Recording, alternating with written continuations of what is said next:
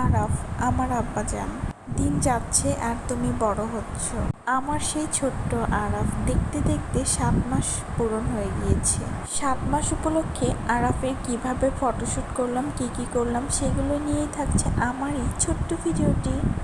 Hello বন্ধুরা, আসসালামু আলাইকুম। কাছে দূরে যে যেখানে আছেন আশা করি ভালো আছেন। আলহামদুলিল্লাহ আমরাও ভালো আছি। আমরা মা ছেলে, সাথে ছিল আরাফের মামা।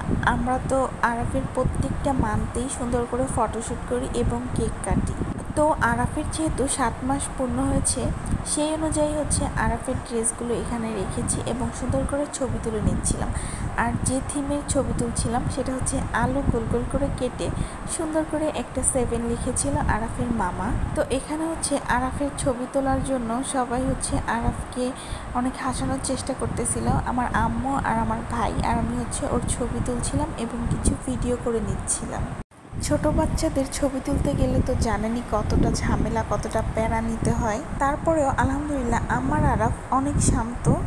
এখানে সে তার নানুর সঙ্গে আর তার মামার সঙ্গে সুন্দর করে কথা বলতেছিল, যেহেতু আরাফ এখন পুরোপুরি কথা বলতে পারে না মাশাল্লাহ। তারপরেও মা বাবা এগুলো বলার চেষ্টা করে, আর অনেক কিছু বলে ওর ভাষায়।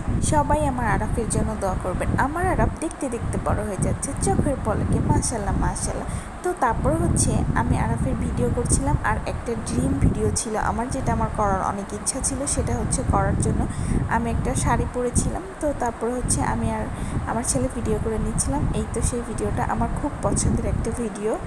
এখানে আরাফের বাবা যেহেতু কাছে নেই, তো আরাফের বাবার সঙ্গে একটু ছবি তুলে নিচ্ছিলাম কেক রেখে আরাফের বাবার আমার।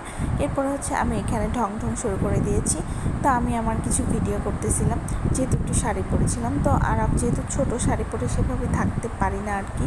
তো এরপরে আরাফ ঘুমায় পড়ছিল। ঘুমায় পড়ার পর আমরা কেক কাটবো, সেহেতু ঘুমায় পড়ছে।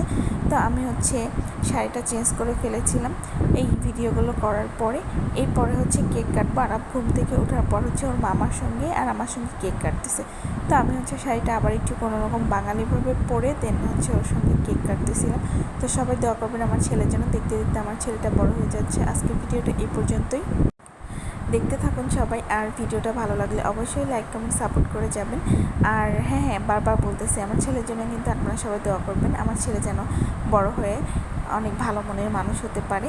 তো এখানে আমরা অনেক মজা করে নিচ্ছিলাম। তো আরাফের বাবাকে একটু ভিডিও কল দিয়ে আরাফের কেক দেখাচ্ছিলাম, আর বলতেছিলাম বাবা তুমি খাওয়াই দাও আরাফ তোমার বাবাকে। তো আজকের ভিডিওটা এই পর্যন্তই। আল্লাহ হাফিজ।